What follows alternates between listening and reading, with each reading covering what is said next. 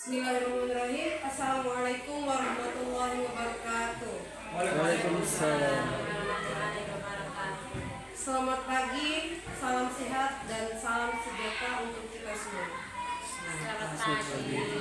Baik, kembali lagi kita mengucapkan syukur kepada Tuhan Yang Maha Kuasa berkumpul di dalam ruangan ini untuk melaksanakan kegiatan observasi kepala sekolah dengan indikator pilihan membantu perencanaan pembelajaran. Sambil mengikuti doa yang saya bawakan dalam ajaran Katolik. Dalam nama Bapa, Bapa dan Putra dan Roh Kudus. Amin.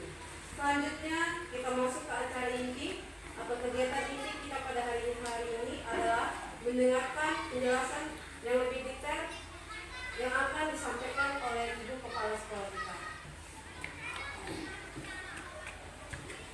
Selamat pagi Bapak Ibu Guru semua. Selamat pagi. Assalamualaikum warahmatullahi wabarakatuh. Waalaikumsalam warahmatullahi wabarakatuh. Salam sejahtera, salam sehat buat kita semua. Biasa mengajak kita untuk mengucapkan syukur kita karena pada kesempatan hari yang cerah ini kita dapat berkumpul kembali di ruangan ini guna mengadakan kegiatan yang sangat penting, yaitu observasi kepala sekolah dengan indikator pilihan memandu perencanaan pembelajaran. Untuk itu saya langsung saja. Yang pertama itu menyampaikan beberapa paparan materi. Target perilaku pilihan kepala sekolah, yaitu kepala sekolah memimpin diskusi dengan fokus pada pencapaian tujuan yang ditetapkan secara efektif dan efisien. Ini ada perilaku yang dianjurkan dan perilaku yang tidak boleh dilakukan. Perilaku yang dianjurkan mendengarkan kontribusi peserta dengan saksama dan merespon atau menindaklanjutinya secara. Kita masuk pada paparan materi itu tentang perencanaan pembelajaran. Jadi kita sebagai seorang guru, sebelum melakukan kegiatan pembelajaran, guru harus membuat sebuah perencanaan. Yang namanya di sini perencanaan dalam proses pembelajaran.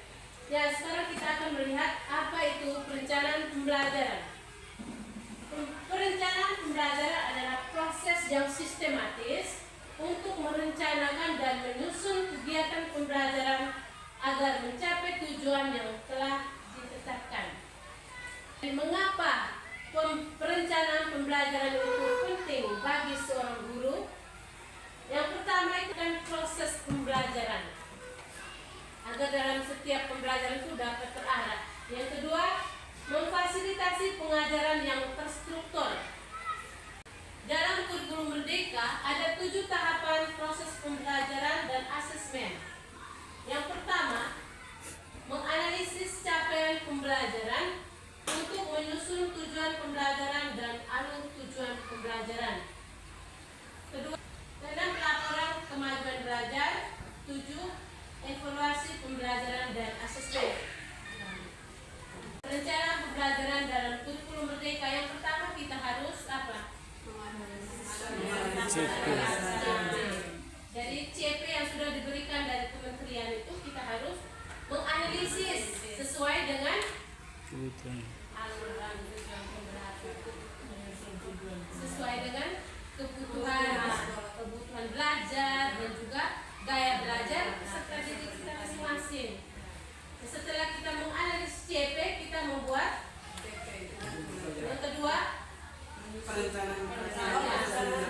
asesmen diagnostik. Jadi pada awal semester itu kita harus menyusun, setelah kita membedah CP, kita harus menyusun asesmen diagnostik. Itu untuk apa? Mengapa kita harus menyusun asesmen diagnostik? Mengetahui bentuk karakter dari masing-masing anak. Ya, kita mengetahui karakteristik, mengetahui gaya belajar peserta didik, supaya kita bisa mengkondisikan di dalam kelas. Yang kedua, metode dan strategi pembelajaran harus sesuai dengan kebutuhan belajar dan kondisi lingkungan belajar kontekstual. Fase A untuk kelas 1, 2, fase B 3, 4, dan fase C 5, 6. Kita di SD itu fase A, B, dan C. Jadi materi-materi itu sesuai dengan fase pada setiap kelas.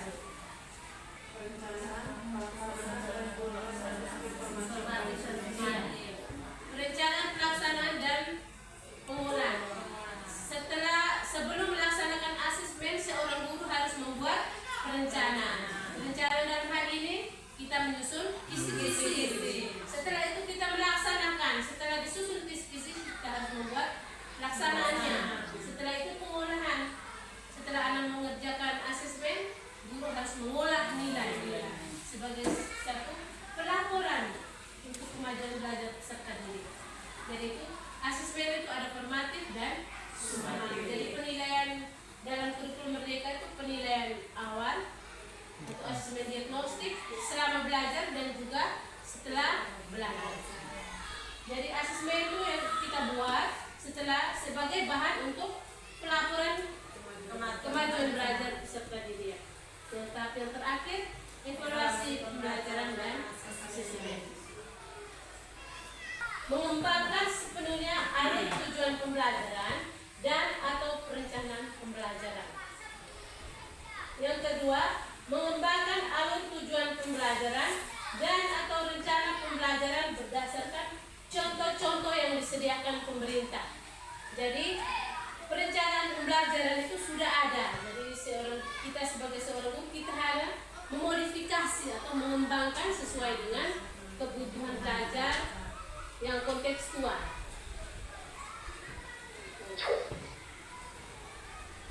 Ya, dalam kurikulum Merdeka kita lebih mengenal dengan istilah modul ajar. Apa itu modul ajar? Itu merupakan satu jenis perangkat ajar dalam kurikulum Merdeka yang dirancang secara lengkap dan sistematis. Kriteria modul ajar. Yang pertama, modul ajar itu harus esensial.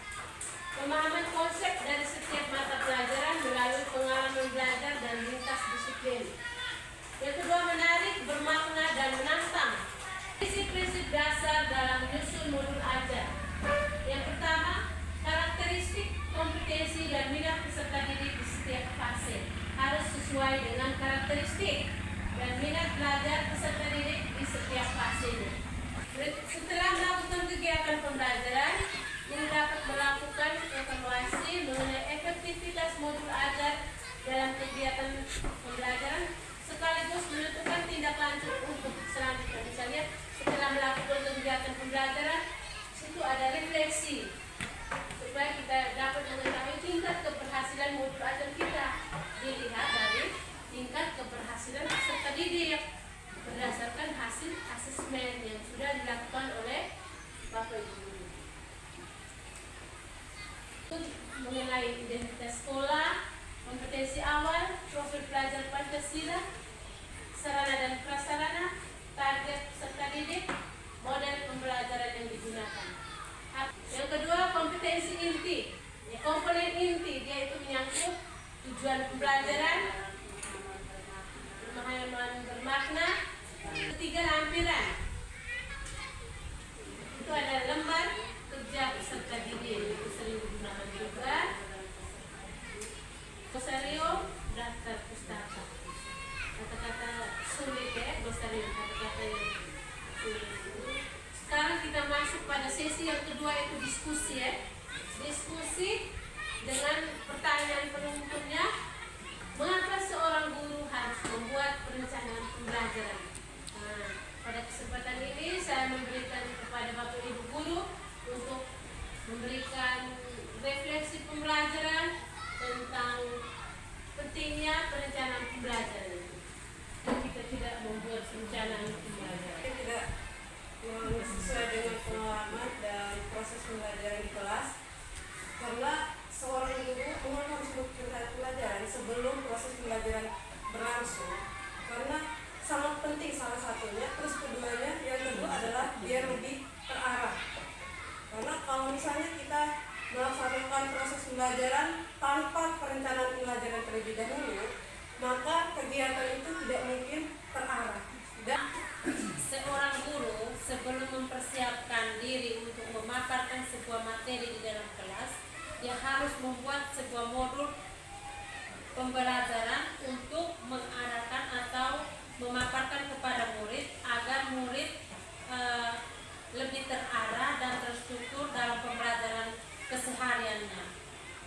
Kalau menurut saya, seorang guru harus membuat perencanaan pembelajaran itu supaya kita bisa mencapai apa yang kita inginkan dalam pembelajaran itu bisa berhasil. Tanpa perencanaan berarti kita tidak bisa mengukur keberhasilan dari perencanaan. Terima kasih karena kegiatan diskusi kita pada hari ini telah berjalan dengan baik. Sebelumnya kita membuat sebuah kesimpulan, yaitu perencanaan pembelajaran itu merupakan aspek atau satu hal yang sangat penting dalam proses pembelajaran. Guru yang membuat perencanaan proses pembelajaran sehingga tujuan pembelajaran